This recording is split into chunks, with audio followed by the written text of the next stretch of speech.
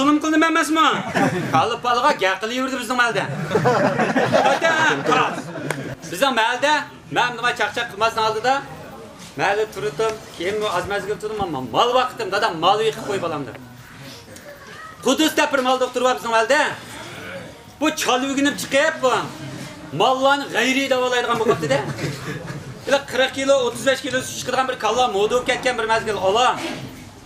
Ay birsin kalısını davalab sütünü uyduğalık koydu qara o.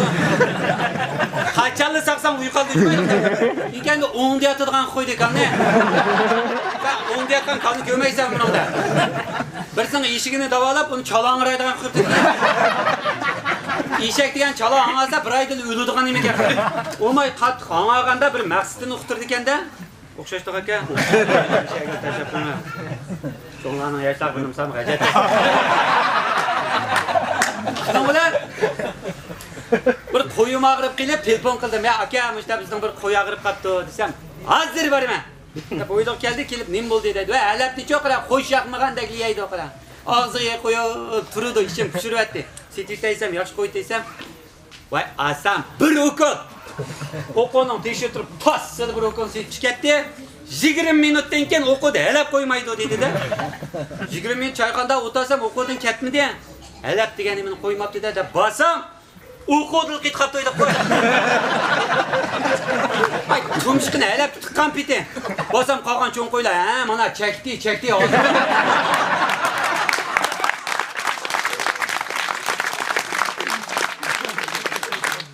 Şuna olan bizim elde yayıkamda bırakımızın kalısı ağırıp ki bunu telefon kutuya fikrim neredeyse ağızdan şölge yıkıp makal birinin yemeğatıdı deyip diagnosunu nere turuplu koyuptu bu. Til fikrim.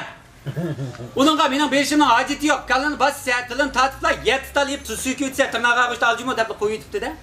Maqul deyip ömürde til fikrim yapakmıға adam kalın arkam bile yügep tadı baş gülü bisip tili degen, kal degenin rişaldek mırt olduğunu balısın, mıntası içip bırıp da datısı takıp diken akır getirir. Yan akır get, yan tas, yan akır. 20-30 kata akır ketken ki tiriş ketip adam.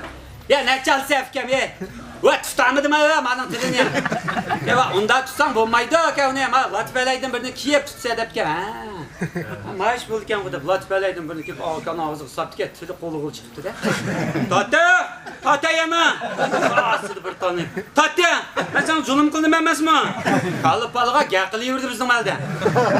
Tatya, tas.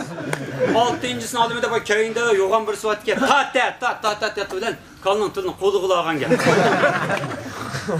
Delişip. Ey Kudus. Ey makalının tılını fıkı. Ey kolam kılı ilip aldım koy. Ey dırın kıtırdı kırama. Ya Kudus mu ömürde yoluk bakmağın ağıra. Ben okumayım demey. Ben hazır vermem ayta çıktı. Kızlık tikivese kalan gaqili yurdu dedim.